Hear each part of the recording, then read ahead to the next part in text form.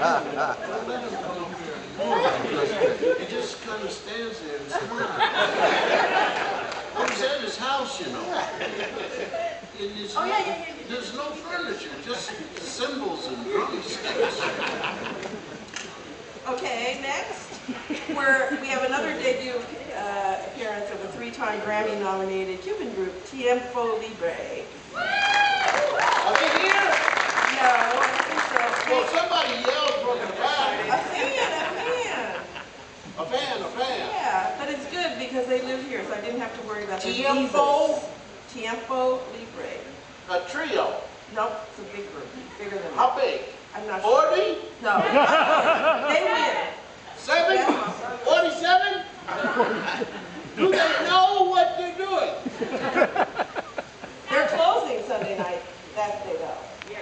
They are the last group Sunday night? Yes, so we are going out Sunday. Dancing. Because I'm sure you know what. We're going to go out dancing? Oh, baby. They're going out dancing, and then you can all call in and take a personal day off on Monday. No, people can't afford to do that. Well, first of all, most of the people don't have the job they started out with. They've been downsized or loaded or whatever you call it, and then they re-enter at 40% less.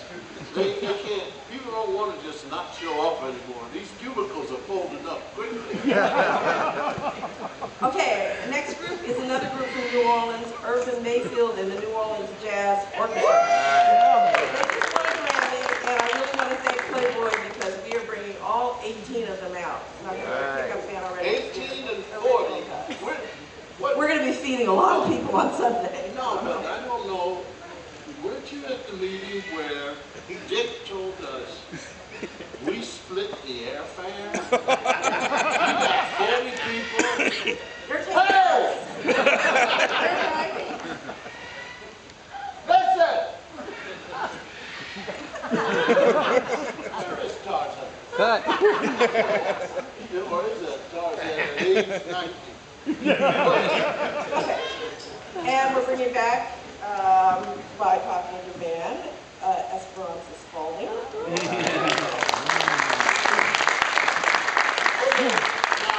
How many of you are applauding because she's great looking? Liars. Every one of you. Half of you could not come up here and imitate what she played. You see what I'm saying? She's also a professor At Berkeley School of and Music, the the youngest professor. That is correct. Yes. This is a genius, and we want you to this time really pay attention, please. Not to the face, but to the hands. Hello? Okay. All right, for blues fans, we're bringing back Robert Randolph and the Family Band. They appeared about 5 years ago.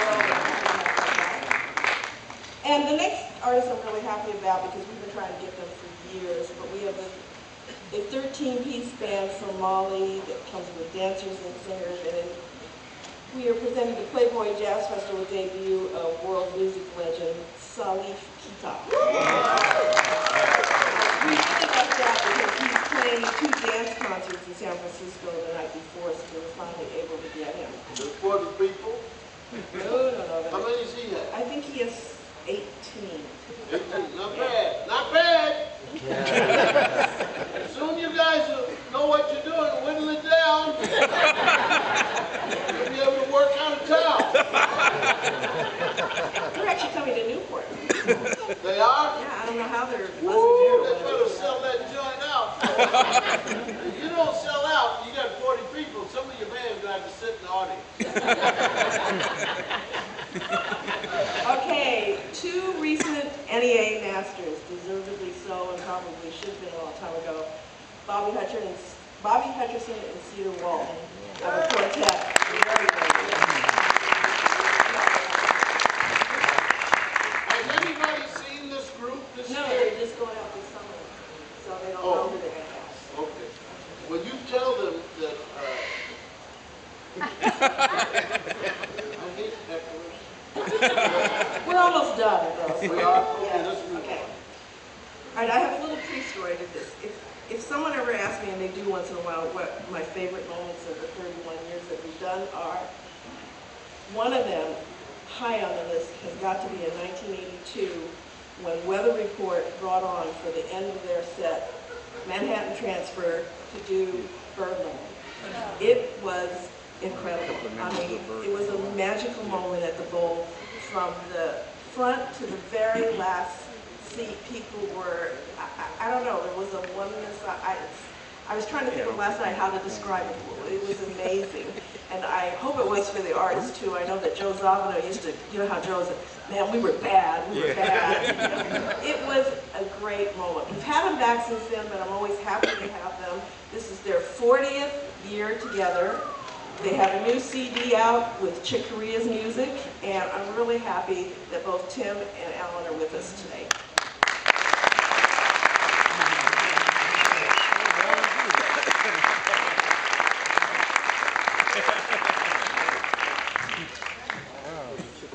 I know.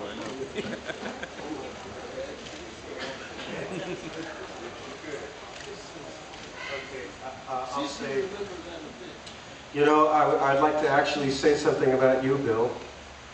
I remember the first time that we ever played in Vegas, we played at the Hilton and we opened with you. And I remember we were playing tennis together, and you know, you're so wise, and you gave us this advice. You asked us as we were playing, and I think we were beating you actually across the way. But you said, "Do you guys write your own stuff?" And we said, "No, we don't really write. We do more like arrangements, vocal arrangements and stuff." And you said, "You guys should definitely write, because that's, you know, that's how you make your money in publishing." And then you said, you gave me these words that really stayed with me, and I really took them to heart. He said, "You know, it's really easy to write. He says, all you got to do is find a song that you really like and copy it."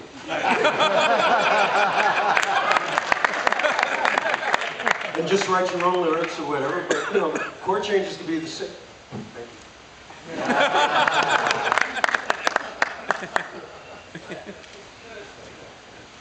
Our relationship with Playboy goes back actually to the very beginning of the Manhattan Transfer.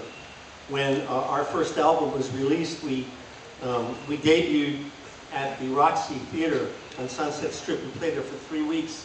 And the last week that we were playing there, word came upstairs and said, "Oh, Hugh Hefner is here." I said, "You think he's going to come up after the show?" And I said, "Sure, probably." So it was really exciting. So sure enough, Hef came up after the show, and he said, he came over to me and he said, "Are you playing in Chicago soon?"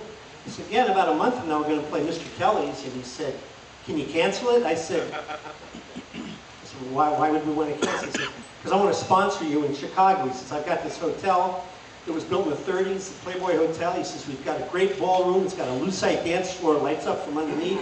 He said, "We can fix the place up really great. I'll bring all the right people, treat you real good. You can stay at the mansion." What? That was it. We heard that. I said, "I'll have to think about it." I thought about it. Okay, you know, so that was the beginning of a very long, very personal relationship. And so for us, it's really, to play the Playboy Jazz Festival is really more than just, you know, doing even a great gig. It's very, very personal, and that means a lot to me. So.